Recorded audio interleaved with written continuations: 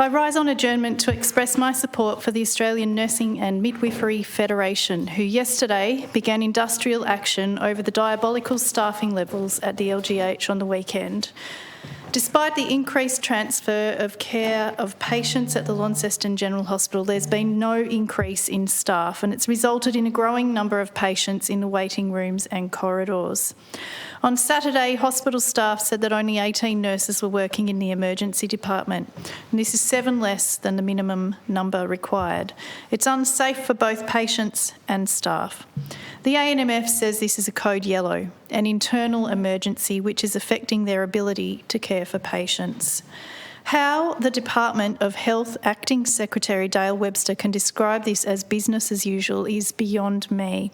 Yes, it is business as usual for people to get sick in winter from the flu, COVID, RSV, but what isn't business as usual is not having people to fill those vacancies. The government's response to this?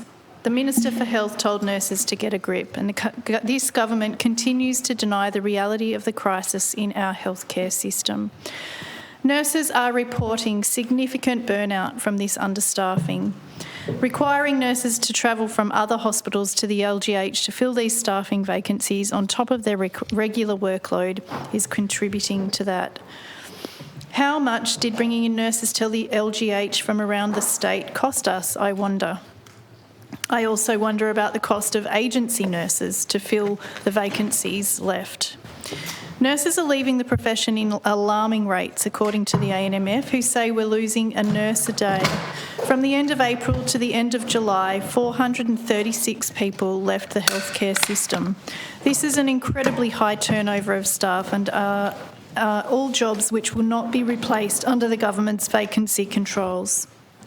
Yesterday, this House supported the Saputo workers in their calls for pay parity with their mainland counterparts. Lack of pay parity is also rife in other areas of Tasmania, including the healthcare sector. So it's no wonder the alarming rates of nurses and other healthcare workers are leaving the profession. It's not just the LGH. Things aren't going well at the Royal either. The Royal Hobart Hospital emergency upgrades are being underfunded by $19 million. This will mean the facility won't be fit for purpose to meet current needs, let alone future needs. On top of this, Honourable Speaker, the Royal Hobart Hospital has instituted a procedure to train associate nurse unit managers to pat down patients. This is not within the duties of nurses and midwives, and it poses a serious risk to their safety. It's simple cost cutting, and it undermines the therapeutic relationship between nurses and their patients. Whenever there are cuts to essential public services, there are real consequences for real people. Statistics revealed under the Right to Information Act showed that there are people who've been waiting to see a specialist for more than 11 years, despite the fact they should have been seen within 3 months. There are people who should have been seen within 30 days, but it has taken 5.5 years for them to see a specialist.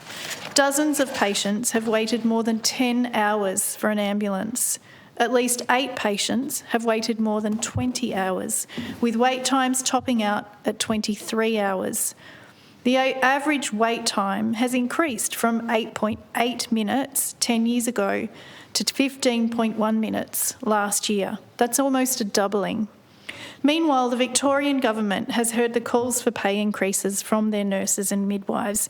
Yesterday, they committed to increasing funding for the healthcare system by $1.5 billion, which will benefit those workers. With the budget coming up, the Rockcliffe government has the chance to follow the Victorian government's lead and support health workers, to increase staffing levels, to provide them with the resources they need and the facilities that are fit for purpose. We must support them as they continue to care for those in the Tasmanian community who are vulnerable and unwell. That's what the Tasmanian community wants, not $1 billion stadium.